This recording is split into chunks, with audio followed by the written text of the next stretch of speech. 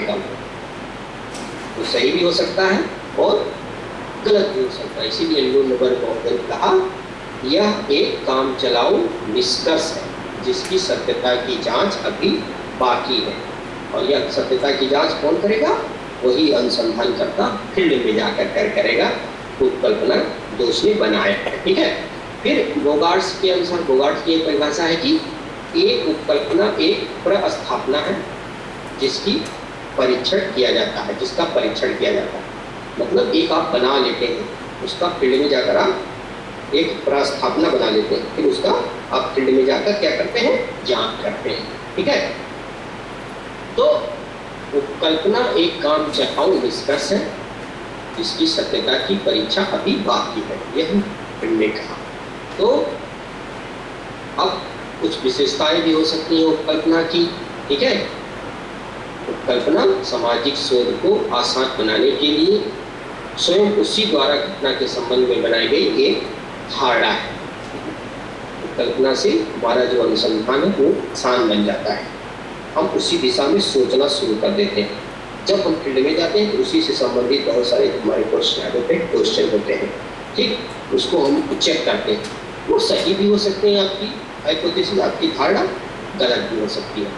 तो उपकल्पनाओं की जो विशेषताएं हैं इसमें अस्पष्टता होती है, प्रयोग सिद्धता होती है, विशिष्टता होती है, उपलब्ध पद्धतियों से समग्रता और सरलता होती है। ठीक है। ये विशेषताएं इसकी कुछ महत्वपूर्ण है। अब वो उपकल्पना के टाइप्स भी हो सकते हैं, प्रकार भी बहुत सारे हैं। ठीक है। विद्वानों ने विभिन्न प्रकार के अपने माध्यम से अनेकों प्रकार बताए जाता है। वर्णनात्मक उपकल्पना। ठीक, इसमें क्या होता है? तो कुछ जो उपकल्पनाएं होती है घटना की विशेषता एवं विवरण से संबंध होती है। ठीक है। जैसे अगर हम माने भारत की 70% जनसंख्या या 80% जनसंख्या कृषि रोजगार पर आश्रित है, भारतीय ग्रामीण जनसंख्या का 70 या 80% अशिक्षित है।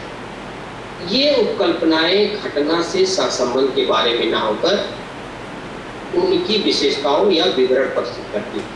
ठीक है। इन्हें इसलिए हम क्या कहते हैं? डिस्क्रिप्टिव, वर्णनात्मक उपकल्पना। जैसे अगर हम रोजगार या गांव से संबंधित अध्ययन करना चाहते हैं तो हम एक उपकल्पना जब बनाएंगे तो उसकी घटनाओं से संबंधित जो विशेषताएं हैं या वितरण है, जैसे हम रोजगार के बारे में बताएं तो बताएंगे कि 70-80% जनसंख्या अभी भी भारत में कृषि पर आधारित है, या गांव में 70 या 80% जनसंख्या अशिक्षित है। इसको हम वर्णनात्मक उपकल्पना कहेंगे। ठीक है। क्यों? क्योंकि यह घटना की विशेषताएं एवं वितरण से संबंध होती है। ठीक है। फिर आता है संबंधात्मक उपकल्पना, रिलेशनल हाइपोथेसिस। इसमें क्या होता है? इसमें घटना से संबंधित चरों या तत्वों के संबंध में अनुमान लगाया जाता है। जो घटना है उससे संबंधित जो चर है या तत्व है उसका हम लोग अनुमान लगाते थे, जो संबंधात्मक कल्पना होती है, इसमें अनुमान लगाए। इसमें दो तत्वों के संबंधों को रेखांकित किया जा सकता है, जैसे राजनीति और अपराधी का संबंध, ठीक है, या जाति एवं राजनीति का संबंध, या शिक्षा एवं सामाजिक गतिशीलता का संबंध, सामाजिक एकीकरण का आत्महत्या की दर विपरीत संबंध, या इसी प्रकार के बहुत सारे संबंधों के बारे में हम उपकल्पनाएं बना सकते हैं। ठीक है। तो जैसे अगर हम राजनीति और अपराध का संबंध देखना चाहेंगे तो हम उसी संबंध से उपकल्पनाएं बनाएंगे। ठीक है। आता है कारणात्मक उपकल्पना। ये दो संबंधात्मक उपकल्पनाएं हैं। इसमें क्या होता है, चरों या तत्वों के बीच में कारण प्रभाव संबंध को दर्शाती है। जैसे काम के घंटों में वृद्धि के साथ खाद्य की संतुष्टि में कमी आती है। ठीक है। अगर हम काम के घंटों में वृद्धि करते हैं तो क्या करेंगे, जो हमारा कार्य करने की विधि है उसमें कम लगने लगती है। इस प्रकार की उपकल्पना। उच्च शिक्षा प्राप्त व्यक्ति अधिक गतिशील होता है, ये भी उपकल्पना बन सकती है कारणात्मक, जिसमें कार्य का संबंध को हम लोग देखते हैं।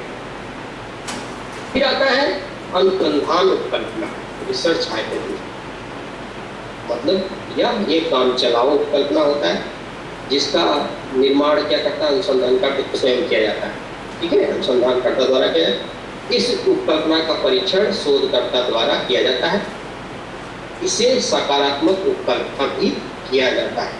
ठीक है, जो अनुसंधानात्मक उपकल्पना होता है इसमें क्या होता है, यह एक काम चलाऊ है जिसका निर्माण अनुसंधानकर्ता द्वारा किया जाता है और इसकी उपकल्पना का परीक्षण शोधकर्ता द्वारा किया जाता है। ठीक, फिर आता है निगेटिव या नल हाइपोथेसिस। ठीक है, अब इसमें क्या होता है,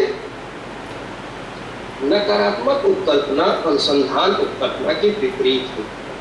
ठीक, ये किसी भी विषय के बारे में जो अनुमानात्मक संबंध है उसको व्यक्त करता है, किंतु क्या होता है नकारात्मक रूप में। ठीक है, किसी भी विषय के बारे में जो एक अनुमानात्मक संबंध जो है उसको व्यक्त करता है लेकिन नकारात्मक रूप में। जहाँ अनुसंधान उपकल्पना के अनुमानात्मक जो अनुमान है उस संबंध को सही समझा जाता है, वहीं जो नकारात्मक उपकल्पना है उस संबंध को सही नहीं समझा जाता, नकार दिया जाता है। जैसे के बारे में अगर हम समझें, प्रेम विवाद ही विवाह विच्छेद का कारण नहीं है। ठीक है, गरीबी ही आत्महत्या का कारण नहीं है। जो इस तरीका का उपकल्पना होता है वह, अब आप लोग खुद जान जाएंगे इस प्रकार में इसको नकार दिया जाता है। जैसे जो प्रेम विवाह है या प्रेम में जो विवाद है वह विवाह विच्छेद का कारण नहीं है, नकारात्मक है ही है, अपने आप में ही नकारात्मक उपकल्पना है। या गरीबी ही आत्महत्या का कारण नहीं है। और आप लोग जानते हैं कि आप जैसे महाराष्ट्र और क्षेत्र में जो गरीब किसान आत्महत्या करते हैं, ठीक है, तो गरीबी महत्वपूर्ण कारण है लेकिन ये नकारात्मक है, क्योंकि नकारात्मक उपकल्पना है, नकार दिया जाता है चीजों को। ठीक है, फिर आता है सांख्यिकी उपकल्पना। जब अनुसंधान उपकल्पना को गणितीय रूप में व्यक्त किया जाता है तो यह सांख्यिकी उपकल्पना कहलाता है।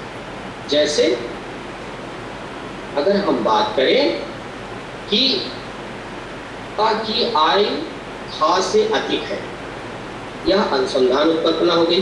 जैसे का की आय खा से अधिक है, तो कौन सी उपकल्पना होगी, यह अनुसंधान, क्योंकि यह शोधकर्ता के द्वारा बनाया गया है। ठीक है, यह बहुत काम चलाऊ। फिर का व खा की आयु में कोई अंतर नहीं। ठीक, मतलब ये सांख्यिकीय रूप में गणना करेंगे तब उसको हम सांख्यिकीय उपकल्पना कहेंगे। जैसे हम बात करें का और खा की आयु में कोई अंतर नहीं, तो यह कौन सी उपकल्पना हो जाएगी, यह हो जाएगी नकारात्मक उपकल्पना। फिर अगर हम बात करें का की आयु का जो मध्यमान होता है वह खा के मध्यमान से अधिक है, तो इसको हम बोलेंगे सांख्यिकी उपकल्पना। ठीक है, तो इस तरीके से हमने उपकल्पना को समझा।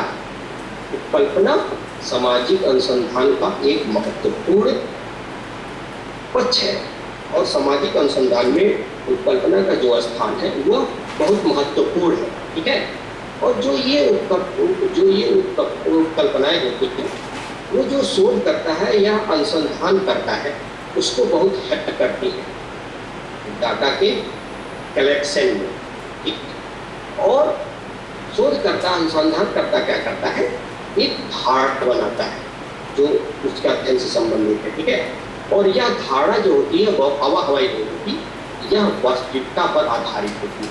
ठीक, जैसे उपकल्पनाएं लुनबर्ग ने जो कहा कि उपकल्पनाएं एक काम चलाऊ निष्कर्ष है जिसकी अपनी सत्यता की बात की जानी।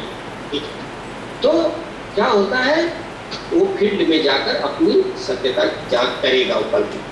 तो उपकल्पना के जो हमने प्रकार बताए, वर्णात्मक उपकल्पना, संबंधात्मक उपकल्पना, कार्यात्मक उपकल्पना, अनुसंधान उपकल्पना, नकारात्मक उपकल्पना या शून्य कल्पना, सांख्यिकी उपकल्पना। तो आज हमने आज की क्लास में हमने ये जाना कि निदर्शन क्या है, ठीक, और हाइपोथेसिस क्या है। तो किसी भी सामाजिक अनुसंधान में इन दोनों का महत्वपूर्ण स्थान है, ठीक है। निदर्शन समग्र का जो प्रतियोगिता उसमें निदर्श का चुनाव हम लोग करते हैं, उसके माध्यम से उसको हम लोग अध्ययन करते हैं। और हाइपोथेसिस सामाजिक अनुसंधान में महत्वपूर्ण स्थान रखता है, जिसके माध्यम से हम लोग क्या करते हैं, एक दिशा प्रदान करता है कल्पना शोधकर्ता को या अनुसंधानकर्ता को, वह किस तरीके से अध्ययन करेगा। तो आज के लिए बस इतना ही। नमस्कार।